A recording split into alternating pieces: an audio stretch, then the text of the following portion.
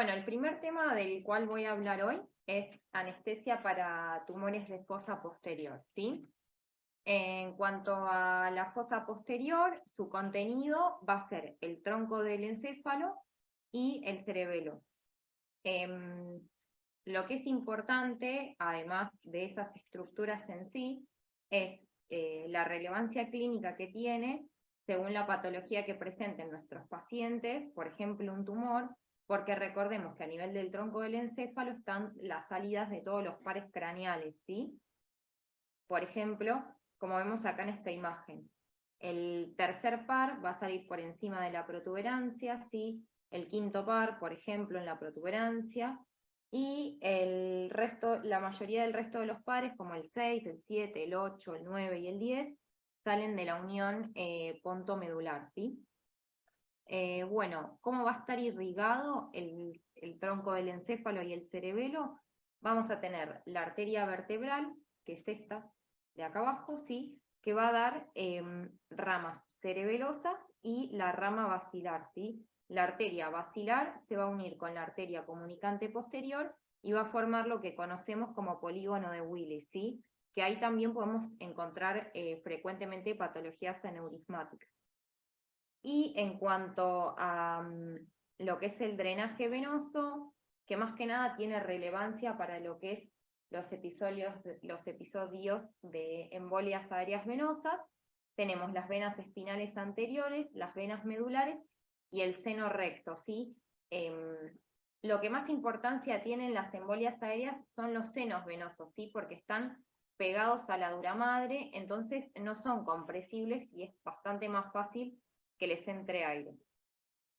En cuanto a las indicaciones quirúrgicas que vamos a tener en cuanto a lo que es fosa posterior, lo que voy a hablar hoy más que nada es de tumores, pero también tenemos, como dije, lesiones vasculares, compresión de pares craneanos, malformaciones congénitas o lesiones quísticas. En cuanto a los tumores, lo que es la patología infratentorial es mucho más frecuente en la población pediátrica, así de un 54 a 70% de los tumores en niños van a ser infratentoriales y solo el 15 a 20% en adultos. En cuanto a los pediátricos, lo más frecuente de encontrar son los astrocitomas de bajo grado, los meduloblastomas, que son bastante agresivos, los ependimomas del cuarto ventrículo y quistes dermoides. Y en el adulto, lo que encontramos más que nada son neurinomas, por ejemplo del octavo par, metástasis, meningiomas, hemangioblastomas o también quistes dermoides o epidermoides. En cuanto a lo que es la valoración preanestésica, bueno, cuando veamos los pacientes de tumores de fosa posterior, nos vamos a encontrar con un amplio espectro de situaciones clínico-neurológicas, que puede ser de un paciente alerta, bastante normal, coherente, o otros que tienen hasta una disfunción neurológica bastante grave, ¿sí?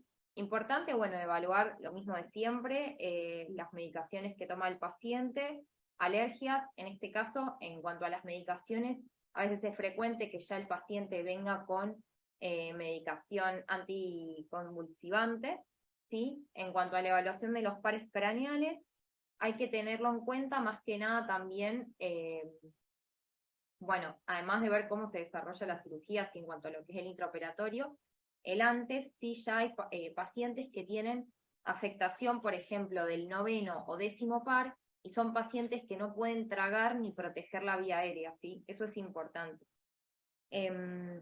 También hay que evaluar los pacientes con vía aérea dificultosa, ¿sí? Un tumor de fosa posterior no me indica que un paciente va a tener vía aérea dificultosa, pero se puede asociar, por ejemplo, a obesidad o a malformaciones de la unión cráneo-cervical, como es, por ejemplo, el Larno-Chiari, que a veces se asocia o no a malformaciones extras, el síndrome de Klippel-Feil, que son pacientes con cuello bastante cortito, o la siringomielia, ¿sí? Y planificar en estos pacientes idealmente una intubación vigil, ¿sí? En cuanto al estado cardiovascular, sí, lo que hay que ver, más que nada, son pacientes, ir en búsqueda. En los pacientes que vamos a hacer una cirugía en posición sedente, sí, en lo que es el paciente sentado, habría que hacer un ecocardiograma para ver si el paciente tiene un foramen oval permeable, ¿sí? el foramen oval permeable tiene una frecuencia de un 25% en la población general, y estos pacientes van a estar predispuestos a tener una embolia aérea paradojal, ¿sí? Una embolia aérea venosa que se transforma en arterial porque pasa por ese foramen oval. También tenemos que ver aquellos pacientes portadores de derivaciones ventrículo-auriculares, ¿sí? Lo que deberíamos hacer con esos pacientes es ligar esa derivación previo a la cirugía en posición sedente, ¿sí? Porque da mayor riesgo de embolia. Evaluar el grado de hidrocefalia que presenta el paciente y si tiene signos de hipertensión endocraniana, ¿sí? En lo que es la fosa posterior, la curva presión-volumen se desvía más hacia la izquierda y tiene mayor pendiente, ¿sí? Porque obviamente hay menor relación entre lo que es continente y contenido, y el deterioro neurológico va a ser más grave. Después voy a hablar en lo que es las complicaciones, ¿sí? Pero lo que se debería hacer es, por ejemplo, si hay una obstrucción en la circulación del líquido cefalorraquídeo, hacer una derivación previa a la cirugía, puede ser de ventriculostomía externa o hasta de drenaje lumbar, y en algunos pacientes que tienen riesgo elevado, por más que no tengan obstrucción a la circulación del líquido cefalorraquídeo, igual se hace previo a la cirugía. Bueno, en cuanto a las posiciones, vamos a tener la posición que vemos en la fotito de acá, que se llama en 3/4 banco de parque, en realidad es esta, ¿sí? Esta es más de culo lateral propiamente dicho, y vamos a tener distintas alteraciones, tanto cardiovasculares como respiratorias, según la posición en la que se encuentre nuestro paciente. La posición de decúbito lateral, sí, nos va a dar más acceso a lesiones, por ejemplo, del ángulo pontocerebeloso, o del clivus, o del foramen magno, y, por ejemplo, para las cirugías cercanas al oído. No tenemos, si bien hay una disminución del retorno venoso y del volumen sistólico y del gasto cardíaco, no es tan marcado, sí, como por ejemplo en una posición sedente. Las resistencias vasculares y las presiones no cambian tanto, al igual que en las posiciones 3/4 banco de parque. ¿Qué tenemos que tener cuidado con estos pacientes? Los apoyos, sobre todo por posibles neuropatías. En el caso de los ojos, más que nada en la posición de decúbito prono, pero también pueden quedar apretados y hacer una amaurosis por isquemia, ¿sí?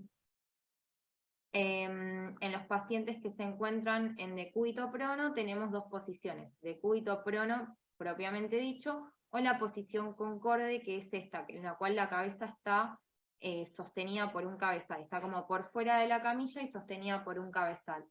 Comparado con la posición de supino despierto, en lo que es el decúbito prono van a disminuir las resistencias vasculares, el volumen sistólico, va a aumentar la presión arterial sistólica y la presión arterial media, ¿sí? En paciente despierto, y en paciente anestesiado las presiones sistólicas y medias van a disminuir y las resistencias venosas van a aumentar. Con respecto a lo que es la parte pulmonar, como en cualquier paciente que está pronado en terapia, las atelectasias son menores, sí, pero lo que tenemos que tener obviamente con estos pacientes es siempre tener bien fijado lo que es la vía aérea, porque imagínense lo que es que se nos extube un paciente que está así boca abajo, fijada la cabeza con un cabezal. Por eso hay que tener en cuenta los riesgos de extubación, la amaurosis cuando el paciente está boca abajo, la hiperflexión de la cabeza y del cuello, que después voy a hablar en las complicaciones, y lo que es el drenaje venoso y del líquido cefalorraquídeo del cerebro, obviamente va a estar más congestionado que cuando la cabeza está más elevada. Después tenemos el decúbito supino con el máximo grado de flexión y rotación del cuello, ¿sí? En cuanto a lo cardiovascular, comparado con el paciente en bipedestación y despierto, vamos a tener que van a estar aumentadas las resistencias vasculares, aumenta el volumen sistólico, el gasto cardíaco, disminuyen las resistencias y la frecuencia cardíaca, ¿sí? Lo que hay que tener en cuenta es que el paciente con máxima rotación de la cabeza puede tener obstruido el drenaje venoso yugular, por lo que siempre deberíamos colocar un rodillo por debajo del hombro, ¿sí? Para no tener este problema. Y también, cuando tenemos una hiperflexión del cuello, deberíamos tener 2 trasveces de dedo entre lo que es la pera y el esternón en estos pacientes. También vamos a tener como complicaciones neuropatías, ¿sí? O, sí, más que nada derivados por las posiciones. Y más que nada la posición que voy a hablar hoy, que la verdad que en el hospital no hacemos esta cirugía, pero los neurocirujanos están como trayendo el cabezal o algo, en pedirlo para hacer este tipo de posición, porque es la posición que mejor acceso tiene a las estructuras de la línea media de la fosa posterior. Se llama posición semisentada en hamaca o en W, que es, como vemos en la foto, el paciente se va a encontrar en una posición de decúbito modificada, ¿sí? Las piernas se tienen que mantener lo más altas como sea posible, vieron que las rodillas están más o menos a la altura del pecho, ¿sí? Para facilitar el retorno venoso. El soporte de la cabeza idealmente, no como está en la foto, sino que tiene que estar idealmente fijado a la parte posterior de la mesa. Y siempre cuando tenemos el paciente en esta posición, el transductor de presión arterial no lo vamos a colocar más o menos a la altura del corazón, sino que lo vamos a colocar a la altura del conducto auditivo externo. ¿Esto por qué? Porque me va a dar una idea más fehaciente de cómo está la presión de perfusión cerebral, ¿sí? Si yo puedo medir la PIC en esta cirugía, la presión de perfusión cerebral va a ser igual a la TAM menos la PIC, y la TAM que esté a la altura del conducto auditivo externo, ¿sí? En cuanto a los efectos cardiovasculares de esta posición, obviamente va a ser mucho más frecuente la hipotensión, con lo cual ideal es una buena hidratación previo a la cirugía, sí, más o menos 10 mililitros kilo, colocar medidas de compresión o las botas de compresión neumática intermitente, y ajustar lento y gradualmente la posición. En cuanto a la presión de perfusión cerebral, sí, habría que tener un valor entre 50 y 70 milímetros de mercurio, con 60 estaríamos bien. En ancianos, hipertensos o pacientes que tengan enfermedades cerebrovasculares deberían ser un poquito más elevadas. En cuanto a los riesgos derivados de esta posición, vamos a tener principalmente la macroglosia, puede ser de esta posición o en paciente con la cabeza en hiperflexión también. ¿Sí? La macroglosia, sí, el edema de lengua me puede generar obstrucción de vía aérea superior. La macroglosia se va a deber a la formación de un edema en el momento de la reperfusión después de un traumatismo o isquemia prolongada. Por ejemplo, que el paciente esté con los dientes apretando la lengua, ¿sí? Por eso lo de los 2 trasveces de dedos entre la mandíbula y el esternón, ¿sí? Para evitar una reducción excesiva del diámetro antero-posterior de la bucofaringe. Lo que se hace habitualmente es, una vez que se pone el tubo, se pone como si fuese un packing, unos rollitos de gasa entre el resto de los dientes, ¿sí? Para que no apriete la boca. Y en el caso de los pacientes en los que vamos a usar un ecocardiograma transesofágico, por ejemplo, en pacientes que tengan riesgo aumentado de embolias aéreas, se usa normalmente de tamaño pediátrico para evitar el traumatismo en estas estructuras. En cuanto a la otra complicación es, por ejemplo, la tetraplegia, sí, que es por flexión o hiperflexión o hiperextensión del cuello, sí, me puede causar isquemia por distensión medular. En pacientes, por ejemplo, con una artrosis significativa o una artritis reumatoidea que afecte la columna cervical, puede ser una contraindicación relativa a este tipo de posición con la cabeza medio hiperflexionada. En pacientes de alto riesgo de tetraplegia, lo que, por ejemplo, estos pacientes, lo que se puede hacer es usar potenciales evocados sensitivo-motor. Otra complicación es el neumoencéfalo, ¿sí? Tiene más incidencia en aquellas craniotomías que se hacen con la cabeza elevada. El aire lo que va a hacer es entrar principalmente al espacio supratentorial. Es más frecuente con óxido nitroso, que ya no se usa habitualmente, y se va a producir porque el aire entra en el cráneo con el paciente cuando está con la posición elevada, digamos, en un momento en el cual el contenido intracraneal se redujo, ¿sí? Que la presión intracraneal es baja. Por ejemplo, cuando hay hipocapnia, que me causa vasoconstricción cerebral, cuando hay un drenaje venoso adecuado, como es en la posición sedente, cuando paso monitol y se produce una diuresis osmótica, o que pinche alguna estructura y se pierda líquido cefalorraquídeo. Entonces, ¿qué es lo que sucede? El aire entra en ese momento que la presión intracraneal es baja y cuando el cráneo se cierra y se devuelve al paciente a la posición casi como un decúbito supino, tanto el líquido cefalorraquídeo como el líquido extracelular y el volumen de sangre regresan, ¿sí?, a su lugar habitual y la bolsa de aire se convierte como en una masa incomprimible. Esto me va a dar cefalea intensa en el paciente o me puede dar hasta una ausencia o retraso en el despertar. En cuanto a la embolia aérea venosa, voy a hablar un poquito nada más porque en otras secciones está también este tema. ¿Sí? Se va a producir cuando la presión dentro de una vena es subatmosférica, ¿sí? Se suele presentar en situaciones en las cuales la herida quirúrgica está por encima del corazón.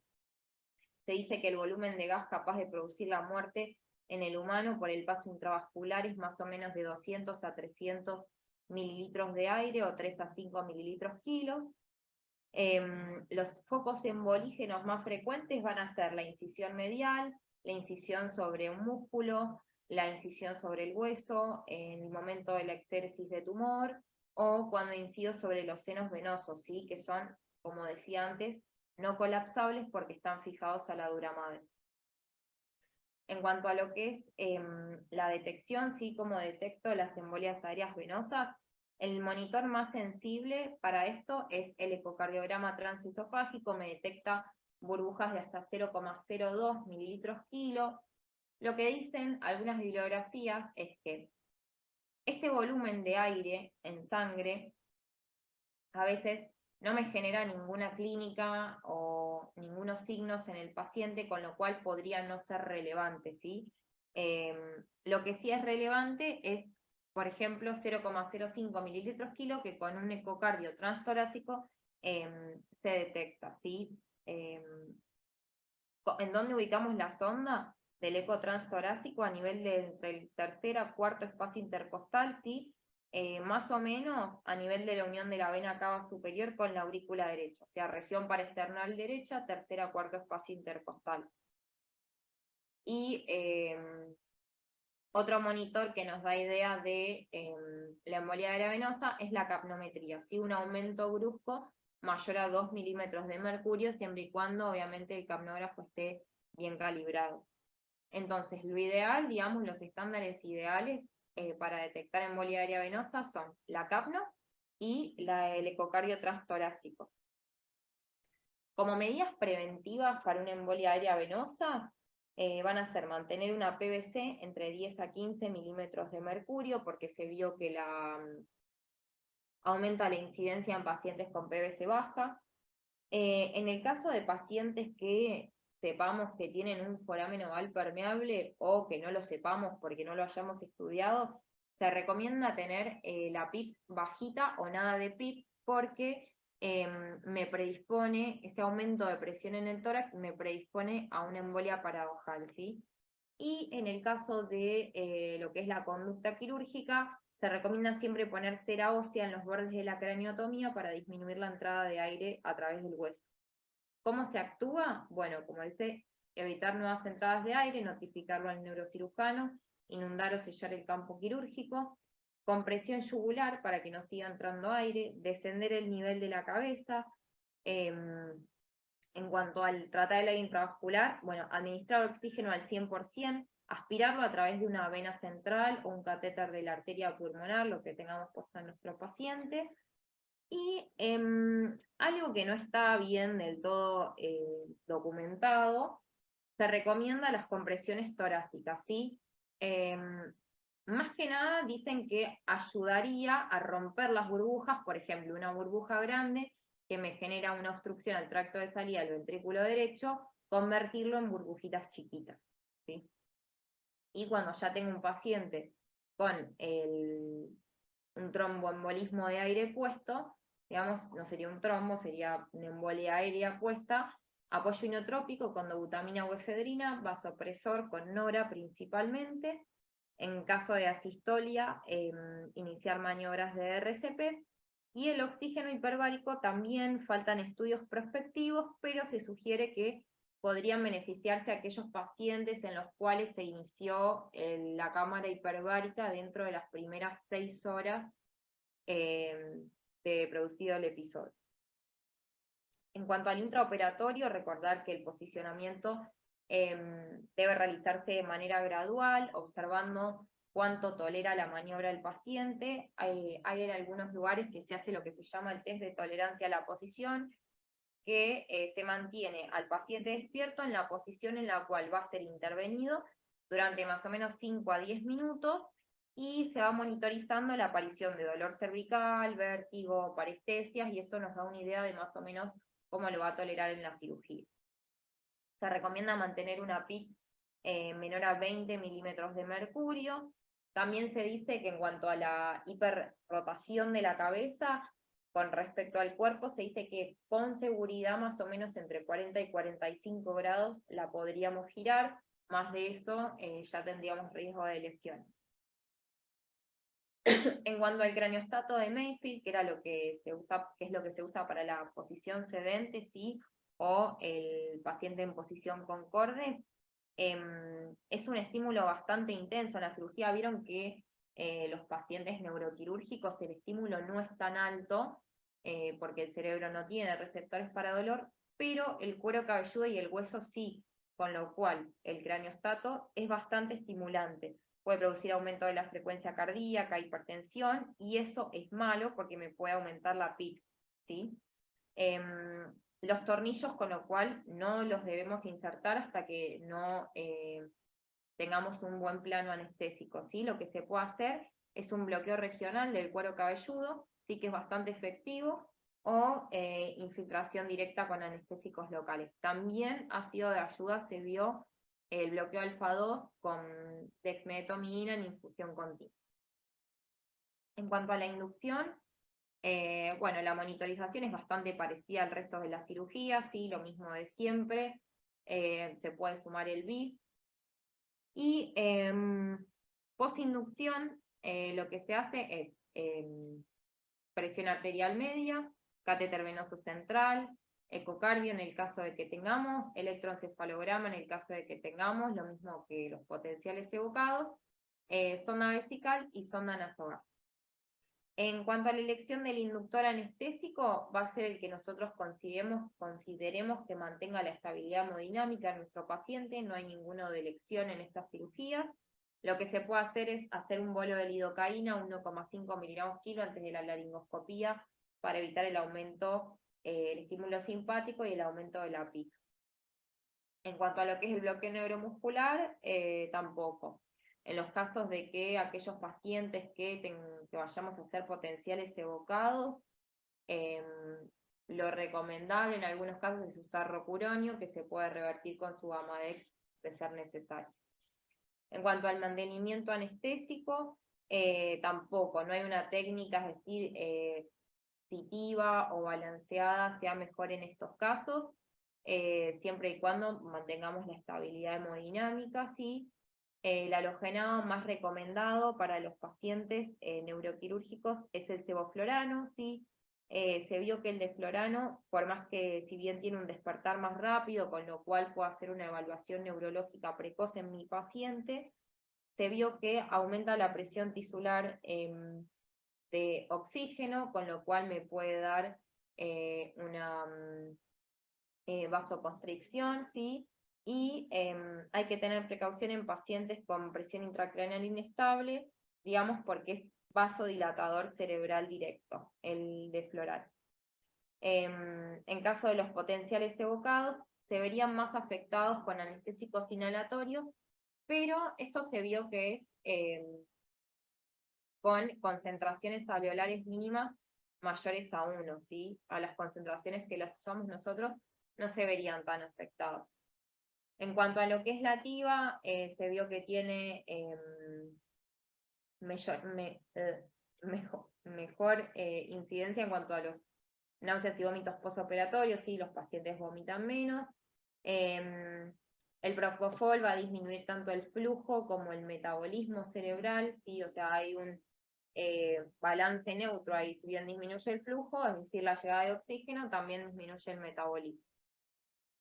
En cuanto a la educción anestésica, mantener un paciente intubado o no después de esta cirugía va a depender tanto de lo que pasó en la cirugía como en lo que vimos en la valoración preanestésica. Por ejemplo, se prefiere dejar intubado a pacientes con ASA elevado, pacientes con enfermedad pulmonar conocida, como por ejemplo tabaquistas, EPOC severos, o que tengan alguna afectación de pares craneales, como por ejemplo el 9 y el 10.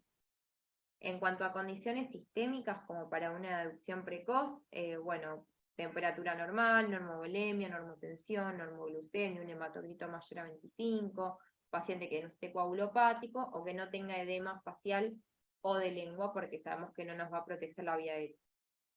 Y en cuanto a las condiciones cerebrales, pacientes que tengan un cerebro sin edema, que tengan un nivel de conciencia preoperatorio adecuado, que no se haya visto en la cirugía que hayan resecado más de lo que estaba predispuesto, o que haya habido una lesión encefálica, y que tengamos seguridad de que están íntegros los pares craneales que protegen la vía aérea superior. En cuanto a la extubación, vamos a tener que evitar la descarga simpática para no tener un aumento de la presión intracraneal. Se puede hacer un bolo de lido y, de ser necesario, bloqueantes beta como esmolol. Evitar los bloqueantes cálcicos y los nitratos porque son vasodilatadores cerebrales, con lo cual aumentan el flujo sanguíneo cerebral y la PIC. Bueno, en cuanto a las complicaciones, más o menos ya hablé de lo que son las primeras tres. Y después, bueno, en cuanto a las alteraciones hemodinámicas, era más o menos lo que les decía un poco previamente, tratar de al paciente hacerle una carga de coloides de 10 mililitros kilos, 30 minutos previo a la inducción, ¿sí? Esto se vio que reduce la inestabilidad hemodinámica postural. Se pueden usar dispositivos de compresión neumática intermitente, ¿sí? También puede reducir la hipotensión asociada al cambio postural. Cuando tenemos una respuesta de hemodinámica brusca, siempre habría que valorar si hubo lesión del sistema reticular ascendente o los centros respiratorios. Y otra cosa que puede suceder en esta cirugía es algo que se llama reflejo trigémino cardíaco, ¿sí? Este reflejo se va a dar se da principalmente por estimulación de los núcleos que están en la línea media cercanos al núcleo del nervio trigémino, ¿sí? No solo al núcleo del nervio trigémino, sino estructuras adyacentes. Y también factores que lo predisponen son la hipercapnia, la hipoxemia, la anestesia superficial, niños que tengan aumento del tono vagal en reposo, o se vio que el fentanilo y el sulfentanilo también predisponen a este reflejo. Cómo actuar en este reflejo, decirle a los cirujanos que cesen la estimulación de lo que están haciendo, y principalmente atropina y fármacos vasoactivos, ¿sí? El reflejo consta de, es un reflejo como vagal, digamos, que consta en bradicardia, hipotensión, puede llegar a la asistolia, e hipermotilidad intestinal. En el paciente despierto este reflejo se ve también con apnea, pero bueno, nosotros en el paciente anestesiado no lo vemos. En cuanto a lo que es el edema y la congestión cerebelosa, sí, tener en cuenta que la PIC supratentorial no es reflejo de la infratentorial, y que hay muy poco espacio ¿sí? Libre en el compartimiento infratentorial, ¿sí? Hay una estrecha relación entre lo que es continente y contenido.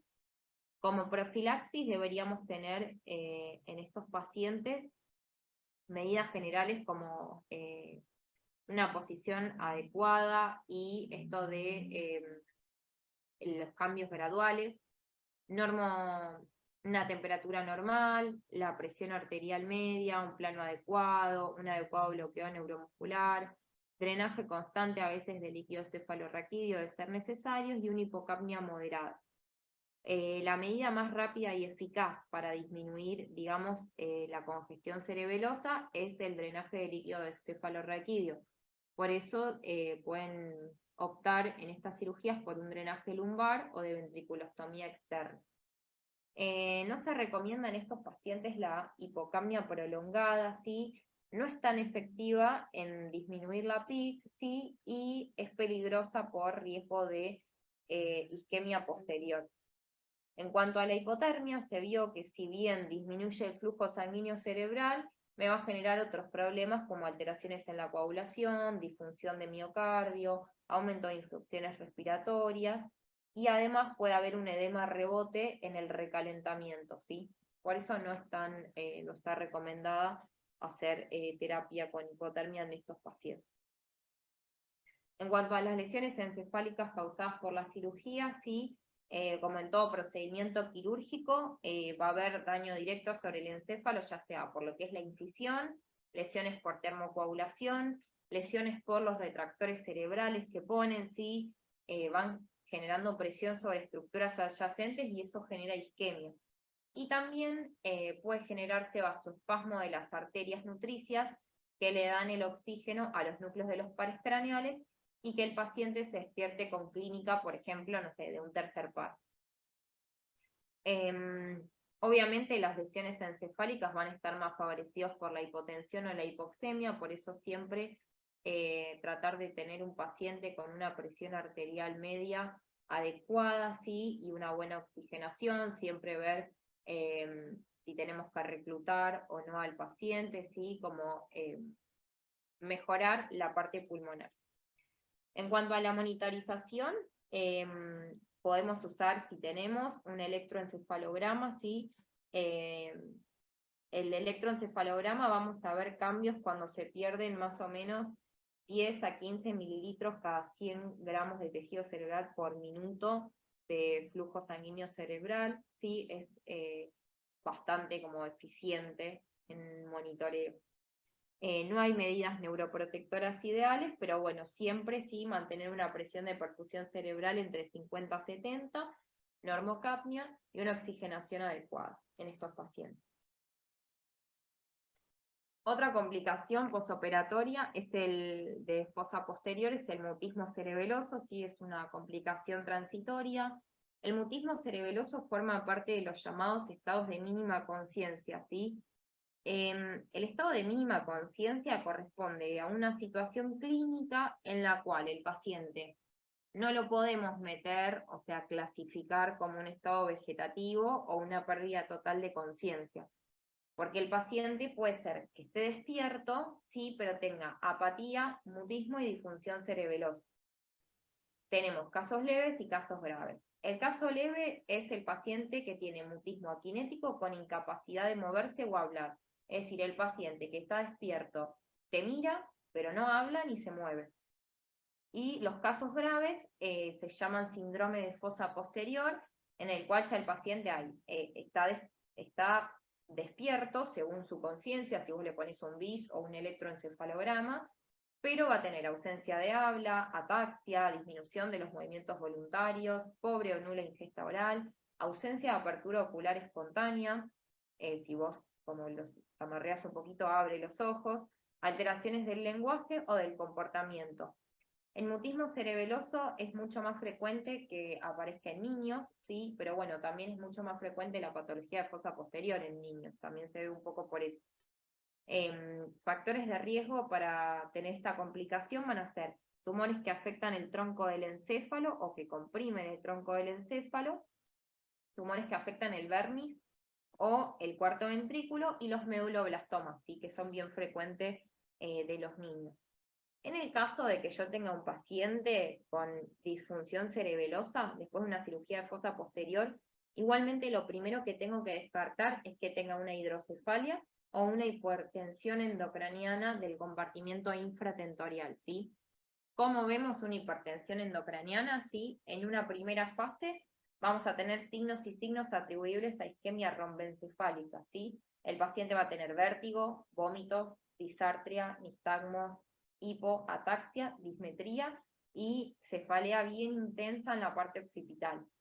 En una segunda fase ya vamos a tener clínica atribuible a un efecto de masa, va a haber un empeoramiento progresivo de la conciencia, diplopía, parálisis de pares craneales, signos piramidales, puede ser que el paciente sea PIS, por ejemplo, náuseas y vómitos.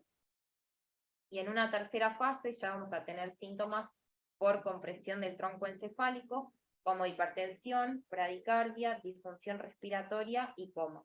El tratamiento obviamente va a ser la descompresión quirúrgica y también se puede producir lo que se conoce como herniación transtentorial, es decir, que el cerebelo, en vez de como comprimirse, se empiece a herniar hacia arriba. Y en estos pacientes lo que es característico es la parálisis de la mirada hacia arriba. Y también, obviamente, el tratamiento va a ser descomprimirlo mediante cirugía. Y bueno, eso fue la clase de tumores de fosa posterior.